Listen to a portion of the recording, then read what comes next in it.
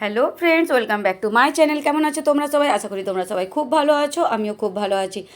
ভাবছো এত অন্ধকারের মধ্যে আমি কোথায় দাঁড়িয়ে আছি? আমি যাচ্ছি, আমাদের এখানে রাবণ পোড়া হবে, প্রোগ্রাম রামনবমী উপলক্ষে রাবণ পোড়ানো হয়, সেখানেই আমি যাব। তার জন্য আমি ভাবলাম যে চলো আমি যদি যাচ্ছি তাহলে তোমাদেরকেও আমি দেখিয়ে দিই। চলো আমিও দেখবো আর তোমরা আমার সঙ্গে সঙ্গে দেখবে। তাহলে চলো যাওয়া যাক। এই যে চলো, প্রোগ্রাম দেখার জন্য আমরা চলে এসেছি। আর আমাদের ঘর থেকে একটু শর্টকাটে রাস্তা আছে মাঠে আসার, সেখান থেকেই আমরা চলে এলাম। এই যে চলো এবার ভেতরে যাব, দেখবো কীরকম বানিয়েছে। আর প্রতি বছরই আসি আমরা রাবণ পোড়া এটা দেখতে। আর এখন এবছর আমি আসতে চাইছিলাম না, কিন্তু ছেলে এত জিদ করছে তখন আবার এলাম। আর এদিকে এবছর তো দেখছি চারিদিকে প্রজেক্টর লাগিয়ে দিয়েছে, যাতে ভিড়ভাড়ে যদি মানুষজনের দেখতে অসুবিধা হয় তাহলে সেটা দিয়েও ওরা দেখতে পারে। এই যে দেখছো কত লোক, বাপ রে বাপ, এবছর মনে হচ্ছে একটু বেশি লোকজন এসছে। আর এই যে রাবণ বানিয়েছে, এই রাবণটাকে এবার ফটকা দিয়ে ধুমধাম করে ফোটাবে। আর এই যে দেখছো রাম, সীতা, লক্ষ্মণ, বজরংবলী এরা সবাই সেজেছে। এরা আবার মাঠের চারিপাশে ঘুরে ঘুরে সবাইকে দেখাচ্ছে, যাতে সবাই আমরা মানে ওনাদেরকে দেখতে পাই আর কি সামনে থেকে। ভালোই লাগছিল, কিন্তু আমার তো সব থেকে ভালো সীতাকেই লাগছিল। আর এইসব দেখতে দেখতে আর ছেলেকে বলছি চ চ এবার চ, অনেক দেরি হবে। আর ছেলে কিছুতেই বলছে না, দাঁড়াও রাবণ পোড়াটাকে দেখবো না, ওই যে ফটকায় ফুটে না, সেটা দেখতে ওর বেশি আনন্দ। আর প্রতি বছরই হয়, খুব ভালোই লাগে। এই পুজোর উৎসবটা আমার মনে হচ্ছে অনেক কম জায়গায় হয়, তার মধ্যে আমাদের জায়গাটা একটা। আর এই যে দেখছো এত ফটকা ফোটাচ্ছিল, তোমাদের দাদা বলছিল 1-1.5 লাখ টাকার নাকি ফটকাই ছিল। বাপরে। আর এবছর লোকজনও একটু বেশি এসেছিলো, লাইটিং বেশি করেছিল। আর আমাকে ভয়েস দিতে হচ্ছে এই জন্য, কারণ কি ওখানে গানও হচ্ছিল। আর খুবই আওয়াজ, তাতে তো কপিরাইট দিয়ে দেবে, তার জন্য আমি ভয়েস দিচ্ছিলাম। অরিজিনাল সাউন্ড দিলে হয়তো ভিডিওটা আরও ভালো লাগতো দেখতে, কিন্তু কি করব, কপিরাইট ক্লেম থেকে বাঁচার জন্য আমাকে ভয়েস দিতে হচ্ছে। আর এই যে এই দেখছো রাবণটা কিন্তু মোবাইলের মধ্যে ছোট দেখাচ্ছে, কিন্তু বেশ বড় ছিল, কিন্তু আগের বছরের তুলনায় এবছর একটু ছোট ছিল। আর এই যে দেখছো ফটকা ফটকা দেখার জন্যই মানুষ যায়, নানা রকমের ফটকা ফোটাচ্ছে ওরা। আর একটার পর একটা ফুটেই যাচ্ছে। আর এগুলো ভয়েস দিলে বেশ ভালো লাগছে না, কিন্তু অরিজিনাল সাউন্ডে বেশি ভালো লাগছিল।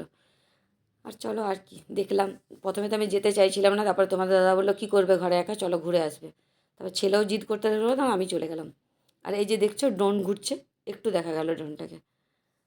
আর এই যে আমাদের রাবণকে এবার পোড়ানো হবে, তার আগে অনেক ফটকা আছে, সেগুলো আগে ওরা ফুটিয়ে নেবে, তারপর রাবণকে জ্বালাবে। আর ছেলে বলছে মা অরিজিনাল সাউন্ড দিয়ে দাও না, বেশি ভালো লাগবে। বলো না বেটু, কপিরাইট দিয়ে দেবে। দেওয়া তো যেত, কিন্তু দেওয়া যাবে না। আর সেরকম অনেক কিছু কারণ আছে, অনেকে ভিডিওতে দেখছি দেওয়া যায়, কিন্তু আমাদের তো সেরকম অতটা নলেজ নেই না। যা পারছি ফোনের মধ্যে কী করে করব। ওই তার জন্য কপিরাইট থেকে বাঁচার জন্য আমি ভয়েস দিয়ে দিচ্ছি। আর এই দেখছো বাপরে, ফটকার যা আওয়াজ চারিদিকে, মানে ফটকাই ফটকা খালি। আর যত না মানুষ তার চেয়ে বেশি ফোন, সবাই ক্যামেরায় বন্দি করে নিচ্ছিল, তার মধ্যে আমিও পড়ি। আর এই যে এবার সবারই অপেক্ষা একটাই, যে কখন রাবণকে পোড়ানো হবে। অপেক্ষার অবসান কখন হবে, সবাই অনেকক্ষণ ধরে ওয়েট করছে। এই যে অবসান শেষ, রাবণকে তীর দিয়ে ফটকায় জ্বালিয়ে দিল।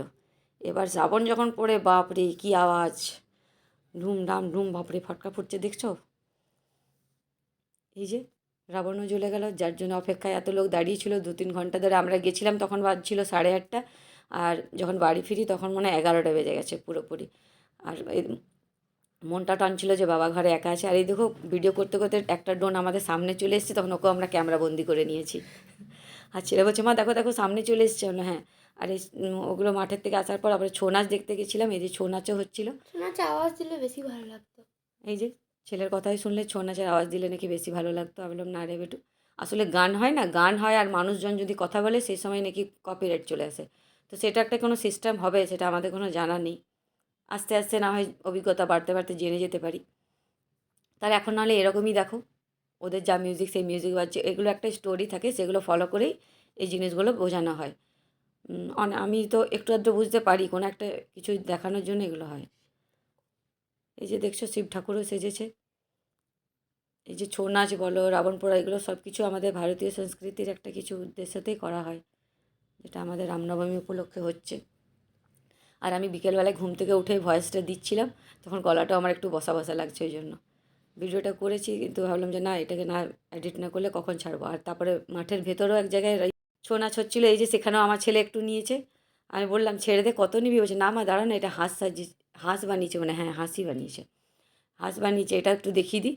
আর বেশিক্ষণ দাঁড়িয়ে ছিলাম না, এই যে প্রজেক্টরের মধ্যে যতটুকু পারছিলাম দেখছিলাম। আর এদিকে তোমাদের দাদা বলছিল চলো চলো বাড়ি চলো তাড়াতাড়ি, বাবা ঘরে একা আছে, অনেকটাই রাত হয়ে গেছে। তাই আর বেশি দেরি করে না করে এখানে একটু দেখে আমরা বাড়ি চলে এলাম। তাহলে চলো আর কি, এবারে বাড়ি চলে যাবো, আইসক্রিম খাবো। এই যে আইসক্রিম খেয়ে নিচ্ছি। এই যে বন্ধুরা, দেখলেই তোমরা রাবণ পোড়া দেখতে গেছিলাম, ব্যাস দেখে এলাম। এখন বেজে গেছে রাত্রি 11টা, খাওয়া দাওয়া হয়নি। ভাগ্যিস বাবাকে খাইয়ে গেছিলাম আমরা। তো চলো ঝটপট চেঞ্জ করে নিই, তারপর আমি একটু পরে আসছি, ঠিক আছে? এই যে বন্ধুরা, চেঞ্জ করে নিলাম, আর এখনও মুখ টুক ধুইনি, পরে ধুবো, একেবারে খেয়ে দিয়ে মুখটা ই করবো। আর সকালে আমি বানিয়েছিলাম ফ্রাইড রাইস আর চিকেন কষা। এই যে দিনের বেলায় বানিয়েছিলাম, এগুলোই বেঁচে আছে। তা চলো ঝট করে ছেলেকে আগে খেতে দিয়ে দিই। বাবাকে তো খাইয়ে গেছিলাম, ওই জন্য অতটা চাপ ছিল না। তাহলে চলো ঝট করে ছেলেকে দিয়ে দিই, আবার কাল থেকে আবার 6টার মধ্যে স্কুল আছে, আর 11টা 40 না 50-এ ছুটি হয়ে যাবে। তো চলো আগে ছেলেকে খেতে দিয়ে দিই, ঠিক আছে? চলো একটু পরে আসছি। এই যে চলো ছেলের খাবারটা বেড়ে নিয়েছি,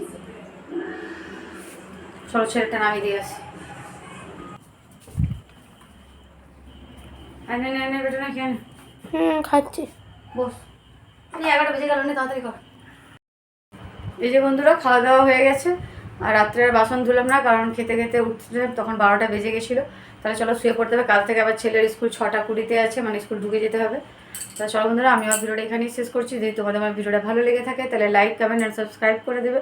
আমি আগামীকাল আসবো একটা নতুন ভিডিওর সাথে। তোমরা সবাই সুস্থ থাকবে, ভালো থাকবে। Good night, tata.